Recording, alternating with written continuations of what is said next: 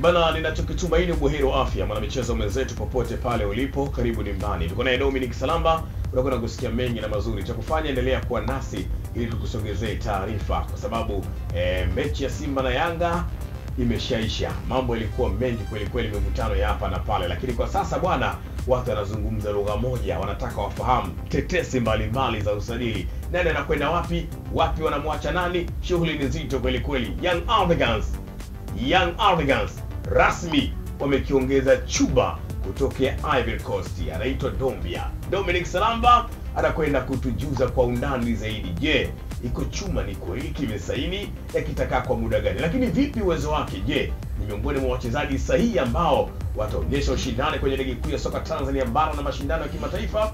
Basi kuwa nasi sako kwa bako ili uendelee pia kuselelea matangazo ya Didi kweli kweli, yasikuwa na shida wala shaka yoyote. Mtaalamu Dominic Salamba, uko vizuri bro? Namshukuru Mungu niko vizuri kabisa. Uzima upo na ulalamiki? Mungu ni mwema kabisa. Unaposikia jina la Dombia wa Ivory Coast, huyu kiungo namba 8, kwako unapata picha ya mchezaji gani? Kabla tujataka kujua yeye na Young Africans wako vipi na vipi, tujuze ni aina gani ya mchezaji? Nafikiri kwa wale watu ambao wamewahi kuangalia mpira miaka ya nyuma, yani wa umri wangu mimi na wa juu kidogo na chini zaidi, kuna mtu mmoja pale kwa Yanga alikuwa anaitwa Salvatore Edward. Salvatore Edward ni miongoni mwa viungo, nasema walikuwa ni viungo ambao wamechanganya ubunifu kidogo, maarifa, lakini matumizi makubwa ya nguvu na kasi.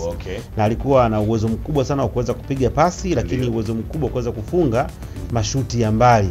Wale ambao watakumbuka kwenye ile mechi ya Yanga ya finali la kombe la Afrika Mashariki na Kati, ambacho alikifanya pia. Kwa hiyo binafsi nafikiri kwamba kwa wale ambao wameka ile ndio wanaweza kuelewa, lakini huyu jamaa ni miongoni mwa viungo bora wa kisasa ambaye anacheza katika eneo kubwa, uwezo wa kuweza kumiliki mpira, uwezo wa kupiga pasi ndefu, lakini pia uwezo wa kufunga magoli. Ukiangalia nafasi anayocheza, lakini katika misimu yake karibuni amekuwa na wastani wa kuweza kufunga zaidi ya magoli 10 kwenye kila msimu. Kwa hiyo unaweza kuona ambapo amekuwa ni bora na kiungo ambaye atakwenda kuwasaidia Yanga kwa sababu ya uwezo alionao, pia na mahitaji ya Yanga katika timu yao. Bwana, bila kupoteza muda na kupepesa macho, inasemekana Young Africans wameshamsainisha huyu mchezaji na yuko Tanzania, na pia alihudhuria hata kwenye mchezo wa dabi ya Kariakoo. Alikuwepo jukwani akitazama timu yake mpya. Tunataka pia kupitia vyanzo vyako, kwa sababu watu wanaamini kweli kweli kupitia Dominic Salamba. Taarifa hizi pia zina ukweli kiasi gani? Watu wanataka kuelewa Domi. Huyu tayari ni mali ya wananchi. Kwa sababu alikuwa anacheza soka la kulipwa barani Ulaya. Ndio. Na baada ya kuisha mkataba wake alipata muda kidogo kupumzika, akuwa na timu. Kwa Yanga waliamua kumchukua mapema ili kuja kumtengenezea match fitness, lakini pia na kuweza kumwangalia kile ambacho kiliwashawishi waweze kumtafuta. Lakini balaa ambayo alikuwa alifanya mazoezini lilitosha kuwashawishi, na walitamani hata kwenye mechi ya juzi ya Simba waweze kumtumia, kwa sababu ana balaa ambalo ni la hatari sana.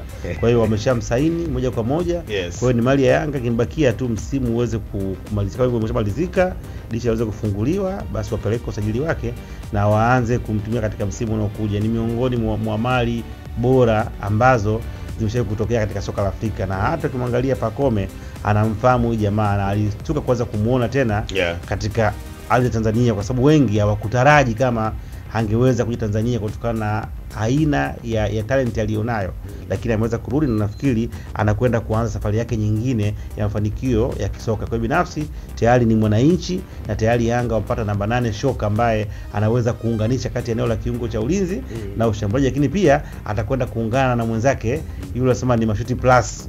Kwa Yanga watakuwa wana hatari moja balaa sana bwana, yule ambaye sasa hivi analamba koni, balaa kubwa sana kwenda kutokea katika mshindano. Akasema kwamba watu wajipange, yani wenzao wanafikiri moto unapoa ndio wanazidi kuongeza. Sasa yale mashuti yale ambaye alipigwa kule Mwanza katika mechi ya finali ya kombe la FA na haya mengine bwana, tumwachie Mungu.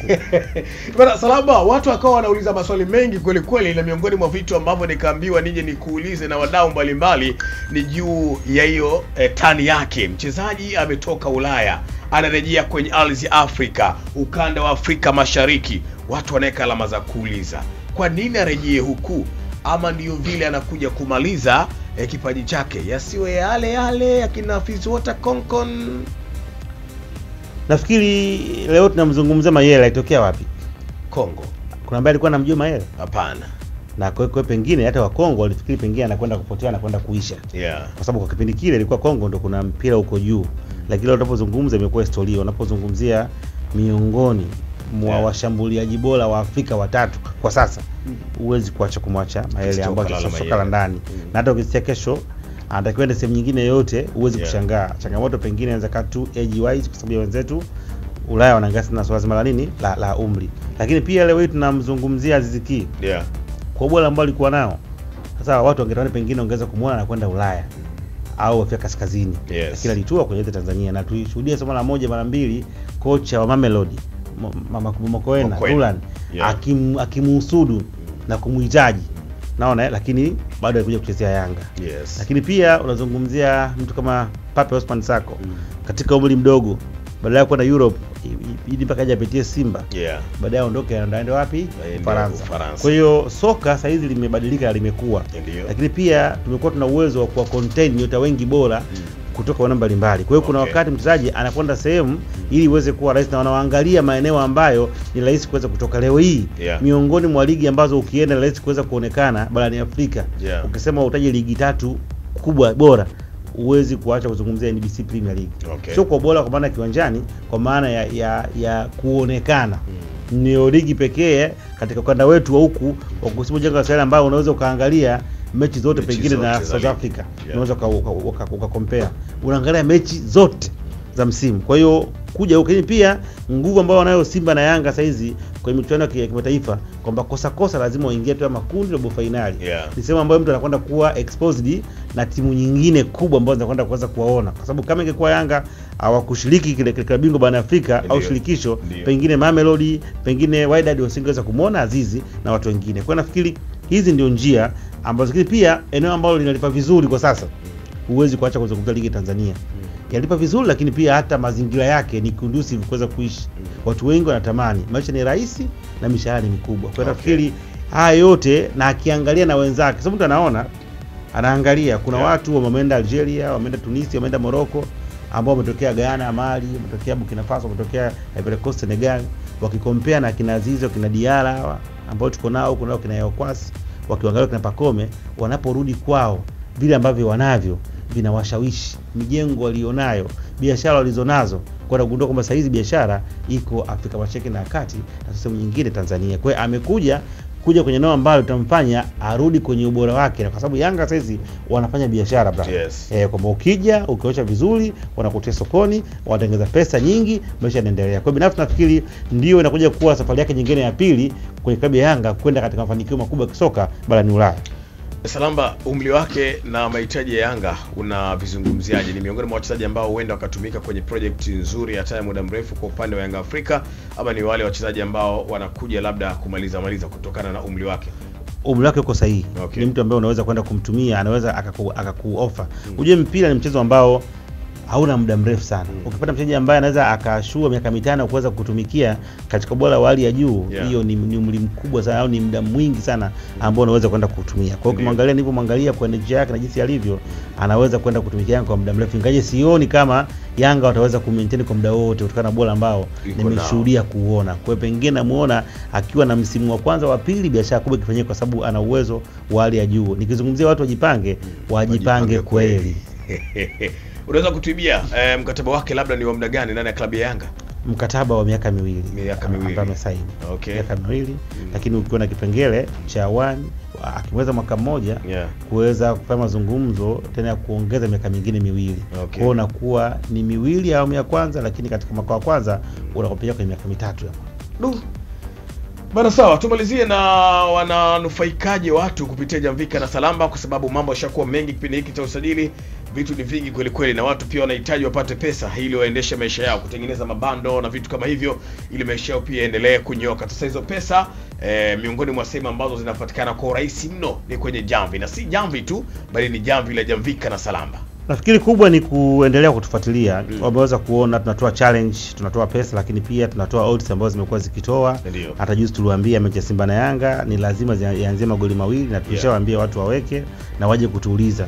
Nafikiri hawajapiga simu kwa sababu kile ambacho tumekizungumza kimeweza kutokea. Kwa hiyo cha kufanya ni kuchukua simu yako ya mkononi, unaandika *150 *50 *1 leli, unaweka namba ya kampuni 610 251 28. Baada ya hapo unaweka kiasi kwa siku shilingi 1000, kwa wiki 1500 na kwa mwezi 1015. Lakini wale VIP wanatoa 1030 kwa siku 5. Baada ya hapo unaweka namba yako ya siri, utapokea ujumbe kutoka Selcom na Salamba TV ukiwa umejiunga. Na huduma zetu zipo kila siku kuanzia saa 5:30 asubuhi kwa maana jambo la siku, lakini wale VIP wanapokea mkeka wao saa 7:30 mchana. Lakini kwa wale ambao hawana mitaji, wangetamani pengine kuanza ratibu, basi cha kufanya, chukua simu yako, weka bando, nenda Play Store, download application ya Salamba TV.